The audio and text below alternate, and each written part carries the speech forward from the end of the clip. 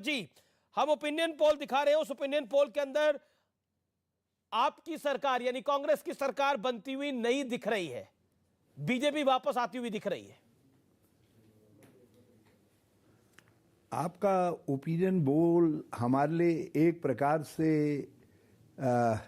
एक चुनौती और हार्ड वर्क करने की प्रेरणा देता है हमको, और हम हर हालत में जनता की पहली चाहत होंगे और सरकार बनाएंगे। जी रावत जी, लेकिन क्या आपको लगता है आम आदमी पार्टी इस बार आपका खेल बिगाड़ रही है?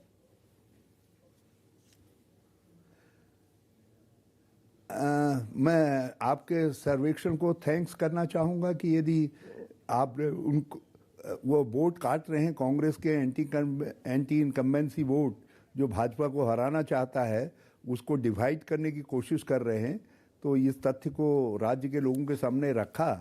और मैं समझता हूं कि जो लोग इस समय भाजपा को हराना चाहते हैं, जो परिवर्तन का मूड बना हुआ है, उसमें जो भी राजनीतिक दल अब इस समय बाधक होगा वो राजनीतिक दल वाइप आउट हो जाएगा, वो साफ हो जाएगा। लेकिन खबर ये आ रही है कि जिस पार्टी का आपने नाम लिया जी वो कोई फायदा उठा पाएगा। लेकिन खबर तो ये आ रही है अब किशोर उपाध्याय जो आपके पूर्व अध्यक्ष थे वो कल बीजेपी ज्वाइन करने वाले हैं।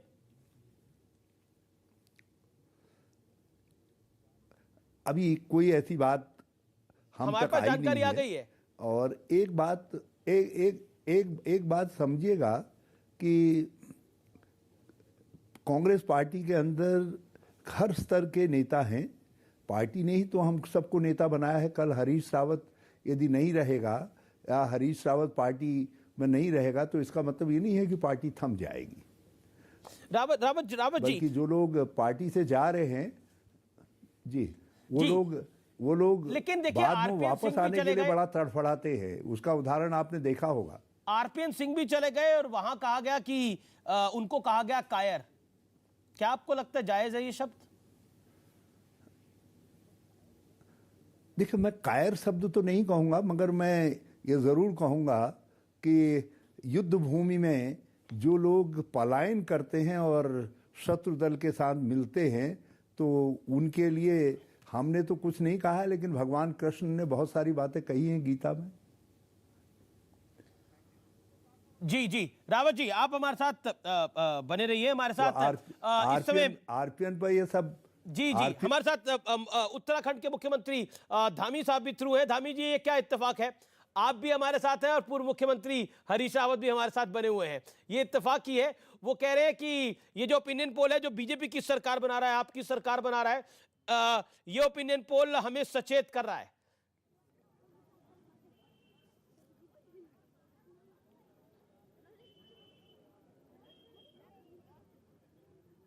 धामी जी, रावत जी आप बने रहिए हमारे साथ। धामी जी, आवाज आ रही है आपको धामी साहब? हेलो, हाँ जी, हाँ नमस्कार जी। धामी जी, मैं अमीश देवगन बोल रहा हूं स्टूडियो से। ओपिनियन पोल में आपकी सरकार बनती हुई दिख रही है, लेकिन अभी हरीश रावत भी हमारे साथ है। वो कहते हैं कि सचेत कर रहे हैं आप हमें, हम और मेहनत से काम करेंगे, सरकार तो हम ही बनाएंगे इस बार। चलिए, मैं आपने जो ओपिनियन पोल आए हैं, निश्चित रूप से उत्तराखंड की जनता का इसमें भाव दिख रहा है। और जब ओपिनियन पोल शुरू हुए थे तो हम लोग काफ़ी कम पर थे। आज हम सरकार की स्थिति पर आए हैं और आगे चलकर मतदान के दिन तक आपके ओपिनियन पोल इससे भी ज़्यादा जाने वाले हैं।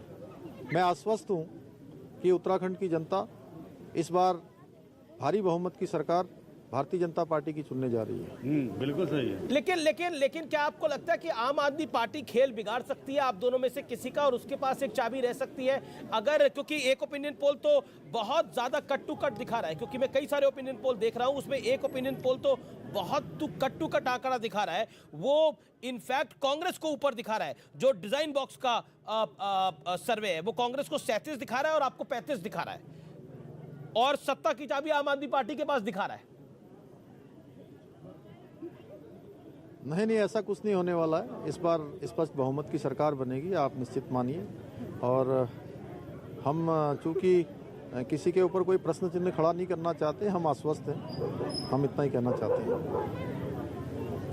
जी धामी जी, मेरा आखिरी सवाल आपसे यही होगा, क्या आपको लगता है हरक सिंह रावत के जाने से, कई नेताओं के छोड़ के जाने से स्थिति बदली है बीजेपी के लिए?